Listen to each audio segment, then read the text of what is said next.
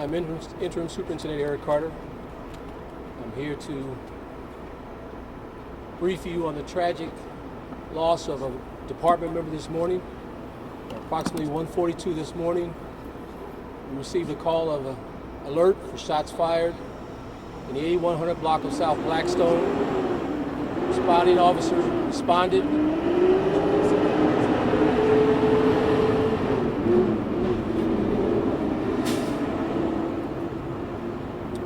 Responding officers responded and found one of our own suffering gunshot wounds. The officer picked our officer up, put him in the back of a squad car, and immediately brought to University of Chicago Hospital, where she succumbed to her wounds early this morning. Right now, it's very preliminary. Not much information is known, but shots were fired. The officer was brought here and unfortunately pronounced several hours ago. The investigation is still early on, and until we have more, we will update you. But right now, we ask that you keep the officer and her family in your prayers, as well as the men and women of the Chicago Police Department who sacrifice everything, including their lives, on the line for this city every day. So we ask that you keep us in your prayers and keep them uplifted, and please thank an officer if you see them while you're out here for the hard work that they do each and every day to protect this city. And with that, I'll introduce Mayor Lightfoot for a few comments. It's unfortunate that we're standing here again today to talk about another tragedy that has befallen one of our bravest citizens. I had an opportunity to speak with the family of this officer, who, as you might imagine, is completely shattered. I won't speak for the mother, but I can tell you that she poured everything that she could into her child. No mother wants to wake up to the tragic news that their child is dead, and dead to something as awful and tragic as gunfire.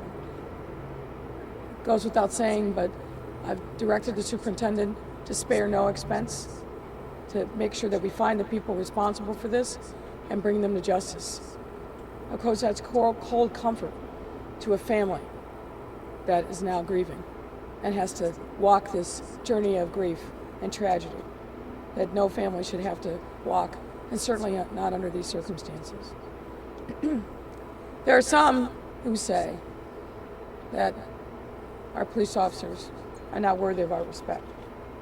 There are some who say that we should not be supporting and funding our police department. I would urge any person who holds that view to reflect on moments like this. As we walked across the street, I was reminded of the tragic death of Ella French, because she too was brought to this hospital. We gathered here with the media at that time. Our officers, and particularly our young officers, as this one was, give their life in service, understanding that this might be their fate. But still, they don the uniform every day. They go out to protect us. They run towards danger every single day. So folks in this city, we need to do everything we can to support our police officers. And as the superintendent says, if in your journeys today or tomorrow, or even the next day, you see an officer, thank them for their service, because they are deserving of our gratitude, but also they're deserving of our support. We've asked, on behalf of the family who made a special request to me, you will obviously undoubtedly learn the name and circumstances of the officer and her family. They've asked, please honor their privacy and media stay away. Please. I think that's the least that we can do for them in this time.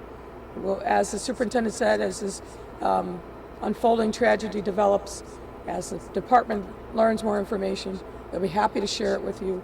But on behalf of the family, specifically at their request, I'm asking the media, don't go on their street, don't try to talk to their neighbors, don't knock on the doors, just leave them in peace today, tomorrow. Give them the dignity that they deserve and the respect that they deserve in this moment of tragedy. Thank you. What can you tell us about this officer? How many years on the force? What district? 5th District, 5th district. 3 years of service.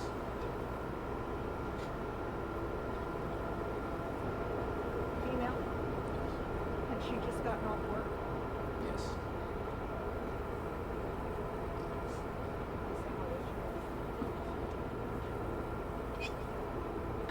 All right, any other questions? Mark, anyone else there? I'm just curious. You have 9 days left in office, and you've had to be at this podium, unfortunately, too many times. How has this just shaped you as a person, having to stand before us, knowing the sacrifices these men and women make every day? Well, I think of myself as former law enforcement. I'm a former federal prosecutor. I worked in this police department in the early 2000s. I saw up close the sacrifices that these brave men and women make every single day. No one quite understands, unless you are a police officer yourself, what feelings you have every day when you wake up and you put on that uniform. Particularly the officers that are on the front lines every single day patrolling our streets. And unfortunately, we live in a time now where people who wreak havoc, these violent habitual offenders that need to be off the streets, they don't have any respect. And we've seen too many times, and over these last couple of years, a number of increases in the officers in uniform, in marked cars, they're getting shot. But when I got the call this morning,